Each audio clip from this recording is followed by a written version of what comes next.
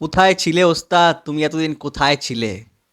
তো welcome to my channel friends. তো আজকে আমরা কথা বলবো দুখানা সিনেমার ব্যাপারে।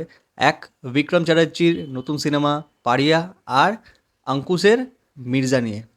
তো ফাইনালি বিক্রম চ্যাটার্জির নতুন যে সিনেমাটা আসছে পারিয়া, যেটার একটা অ্যানথেম সং, যেটা মানে ছাড়া হয়েছে ইউটিউবে, মানে আমি জাস্ট স্পেল বাউন্ড। মানে ভিজুয়ালটা দেখে, ভিডিওটা দেখে আমি জাস্ট স্পেল বাউন্ড। গানটা তো হয়েছেও ভালো, আর ভিজুয়ালটা কি খেটেছে বিক্রম, মানে জাস্ট তাক লাগিয়ে দিয়েছে। মানে বিক্রমকে এতদিন আমরা কীরকম কীরকম সিনেমায় দেখতাম, এটা যখন পোস্টার এসেছিলো আমরা এক্সপেক্ট হয়তো করছিলাম যে এরকম টাইপেরই কিছু একটা দেখতে পাবো, অ্যাকশান অনেক থাকবে।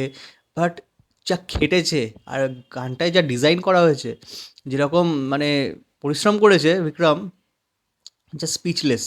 মানে কী কী দেখানো, যে নানচাকু ফাইট পর্যন্ত মানে দেখানো, যে নানচাকু নিয়ে যে এগুলো করছিল, তো অনেক কিছু দেখানো হয়েছে। তো এটা মানে কিছু একটা হবে। তো বিক্রমকে আমরা আগে কত সিনেমায় দেখেছি যেগুলো মানে কী বলবো, একটু আর্ট ঘরানার সিনেমা, এরকমভাবে তো বিক্রমকে আমরা কখনো পাইনি। কিন্তু বিক্রমের মধ্যে এরকম একটা পোটেন্সিয়ালিটি যে আছে, সেটা আমরা কজন জানতাম। কিন্তু এটা ফাইনালি যে এরকম একটা আউটকাম আসছে, এটা যদি পাবলিক সাপোর্ট না করে, পারিয়া যদি না দেখে, তাহলে মানে এরকম সিনেমার হয়তো হবে না। আর পারিয়া যেরকম একটা সাবজেক্টের ওপর যে সিনেমাটা বেসড, এরকম সিনেমা কিন্তু বাংলাতে এর আগে কখনো হয়নি। তো আমি পার্সোনালি বলছি, আমি তো খুবই এক্সাইটেড যে এই সিনেমাটা নিয়ে। তো আপনাদের অবশ্যই এই সিনেমাটাকে সাপোর্ট করা উচিত, এই সিনেমাটা অবশ্যই হলে গিয়ে দেখা উচিত, তাহলে এরকম ধরনের সিনেমা আরও ভবিষ্যতে হবে। হ্যাঁ, তো গানটা যেটা, একটা জিনিস আমি কি বলবো, গানটা ভিজুয়ালটা যেরকম, তো গানটা না সোনু নিগমের তো অবশ্যই ভালো একটা গলা। তো সোনু নিগমের গান অলওয়েজ ভালোই হয়, সেটা নিয়ে আমি ডাউট করছি না, গানটা খুবই ভালো।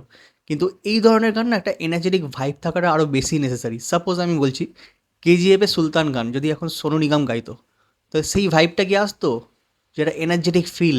তো এই রকম গান না, একটা সেই মাতানো যে সিঙ্গার যেগুলো হয়, মানে তারা যদি গায়, যদি রূপম ইসলাম, এরকম সিঙ্গার যদি গায়, তাহলে অনেক বেশি মানে কী বলবো, সেটা অ্যাপ্রোচ মানে এটা পায় দর্শকদের কাছে, দেখতেও অত ভালো লাগে, আর ভিজুয়ালের সাথে না যায়ও খুব ভালো। বাট আমি খুবই এক্সাইটেড সিনেমাটা নিয়ে, আমি অবশ্যই এটা দেখতে যাব। আর এটা খুবই ভালো লেগেছে, আর বিক্রমকে অনেক অনেক মানে ধন্যবাদ যে এরকম একটা সাবজেক্ট চুজ করার জন্য, আর তথাগত মুখার্জিকেও অনেক অনেক ধন্যবাদ এরকম সাবজেক্ট পাবলিকের কাছে আনার জন্য। তো সেকেন্ড যে আপডেটটা নিয়ে আমরা কথা বলবো, সেটা হচ্ছে অঙ্কুশকে নিয়ে, অঙ্কুশের মির্জা নিয়ে। বস, আমরা মানে বক্স অফিস কিং তো দেবদা, যেরকম যেরকম প্রমোশন স্ট্র্যাটেজি নিয়ে আসে তার সিনেমা নিয়ে, অঙ্কুশও কিন্তু কিছু কম যায় না। অঙ্কুশের মির্জা যবে থেকে সিনেমার শ্যুটিং শুরু হয়েছিল বা শুরু হবে, তার আগে থেকে কিন্তু প্রমোশন স্টার্ট করে দিয়েছিল। আর এখন ডে বাই ডে যখনই কিছু না কিছু একটা আপডেট অঙ্কুশ দিয়েই যাচ্ছে, পাবলিককে হিট করছে, যেন মানে মির্জা আসছে, মির্জা আসছে, এরকম একটা ভাইব কিন্তু আছেই। তো মির্জায় একখানা ডান্স নাম্বার থাকবে, যেখানে 1000 জন ডান্সারকে দেখা যাবে গানটার মধ্যে। তো আজকের দিনে দাঁড়িয়ে, আজকে যেখানে বাংলা সিনেমার বাজেট কী থাকে, 50 লাখ, 60 লাখ, 1 কোটি, তো এই সিনেমার মানে এই রকম অবস্থার মধ্যে দাঁড়িয়ে অঙ্কুশ তার ফার্স্ট প্রজেক্ট যেটা আনছে, সেটা এত গ্র্যান্ড স্কেলে আনছে, যেখানে 1000 জন ডান্সার, মানে যেটা আমরা মানে ভাবতেও পারি না। কোনো এক সময় খোকাবাবু গানে কী পরিমাণ বাজেট খরচা করা হতো, কী পরিমাণ ডান্স, আর কী পরিমাণ মানে ভিজুয়াল থাকতো। আজকের দিনে দাঁড়িয়ে তো আমরা তো সেটা মানে অবসোলেট, লুপ্ত হয়ে গেছিলো। সেখানে এই ধরনের যে মানে জিনিস আনা হচ্ছে দর্শকের সামনে, তো সেটা অনেক গ্রহণযোগ্য আই থিঙ্ক হবে। আর সিনেমাটাকে অনেক বেশি অডিয়েন্সের কাছে পৌঁছেও দেবে।